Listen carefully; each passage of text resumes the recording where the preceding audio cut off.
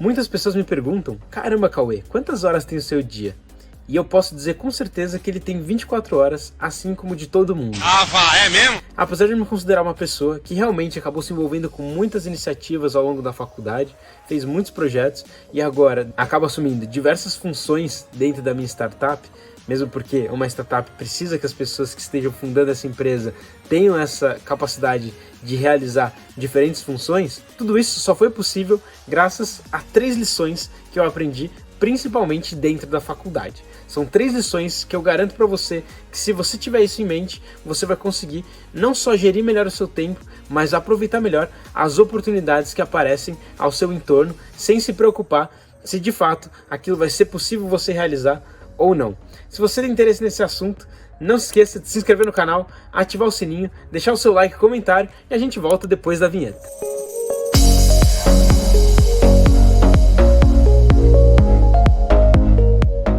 E a primeira regra é, quanto mais tempo livre você tem, menos coisa você faz. Ou seja, a pior coisa que a gente pode fazer, a pior escolha que a gente pode tomar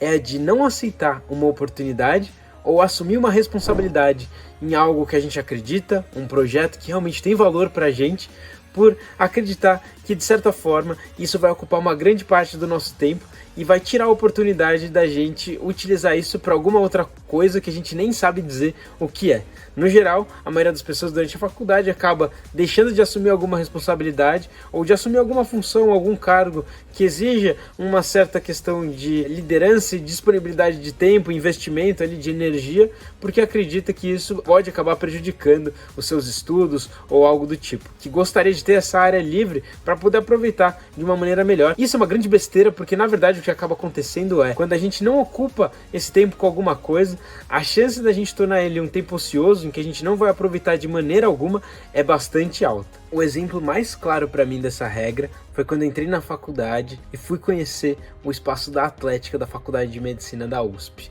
O lugar que eu mais gostei de frequentar durante todos os 6 anos que eu vivi ali dentro da Faculdade de Medicina. E que, na verdade, exigia um certo comprometimento de todos os alunos que decidissem participar das atividades em grupo ali naquela instituição. Então nós tínhamos treinos e para a maioria dos alunos eram com certeza treinos bastante cansativos e que exigiam uma demanda física e mental considerável. Eram 2 horas de treino praticamente todos os dias, fora os jogos de final de semana, e todos os alunos que estavam ali dentro daqueles grupos, daqueles times, faziam um pacto entre si de respeitar essas regras e seguirem todos a mesma conduta. Isso com certeza é um grande aprendizado e eu garanto para vocês que algumas pessoas deixaram de participar dessa grande oportunidade por achar que de certa forma esse tempo que elas deveriam oferecer para a Atlética poderia ser utilizado de alguma forma realizando alguma outra coisa. E de fato isso não tem problema, mas acontece que se você deixa de fazer alguma atividade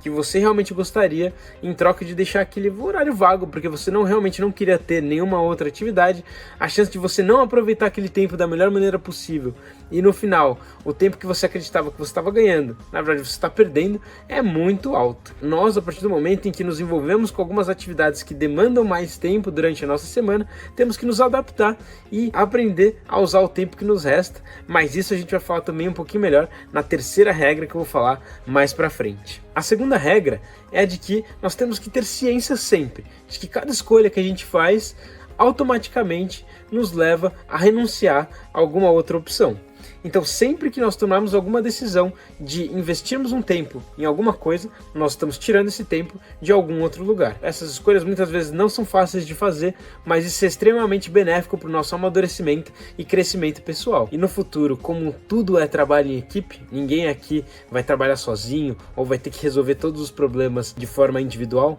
mas a tendência é que cada vez mais nós tenhamos que resolvê-los de forma coletiva e multidisciplinar. O melhor que você pode fazer é entender, a partir dessas escolhas, quais vão ser os pontos fortes que você vai desenvolver e aonde você vai se capacitar, quais são os atributos que você vai ganhar a partir disso e quais são aqueles que você vai deixar de desenvolver e que você vai ter que encontrar algumas pessoas para suprir essas demandas ao longo do caminho. Pessoas que vão poder te ajudar com seus pontos fracos, enquanto você pode focar em aprimorar os seus pontos fortes. Lembrando sempre que é questão de trabalho em equipe. No começo eu tive a sorte de entender essa filosofia de maneira até que rápida, e desde o primeiro ano eu lembro que eu comecei a me interessar por pesquisa, por inovação, por essa área de tecnologia. Conforme os anos foram passando, me envolvendo mais com projetos de inovação, de empreendedorismo, e de certa forma eu estava provavelmente abrindo mão de ter um conhecimento mais profundo em um ou outro assunto, fosse mais voltado para a área de neurologia, cardiologia, alguma especialidade que com certeza alguns dos meus colegas dominam muito mais do que eu.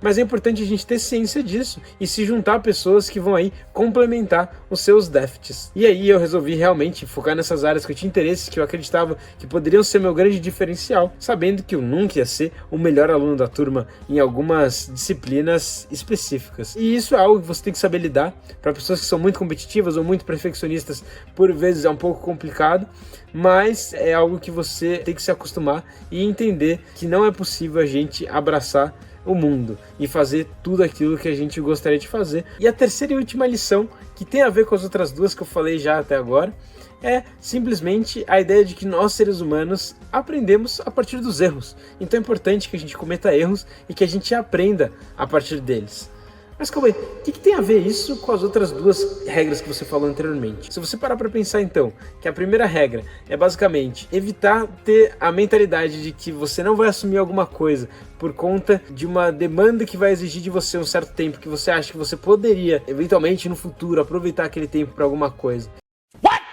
E a segunda regra, de que toda escolha que a gente fizer necessariamente vai estar envolvida com a renúncia de algum outro ponto. Se você leva em consideração essas duas coisas, nunca nós teremos um modo padrão que as pessoas podem dizer que sabem qual a melhor forma de seguir. Na verdade, teremos inúmeras opções, as escolhas são muito difíceis, e aí isso tem tudo a ver com errar, porque a partir disso nós teremos que tomar várias decisões e é bem provável que a gente erre muitas vezes ao longo desse processo, que a gente tome algumas decisões que venhamos depois a nos arrepender ou a reconsiderar se não deveríamos ter feito de outra maneira, e isso é importante para que nas próximas vezes a gente seja capaz de fazer melhor, de aprender com esse erro e melhorar. Se a gente não tenta e acaba assumindo algumas funções até a mais do que a gente poderia, e a partir desse erro entende que aquilo realmente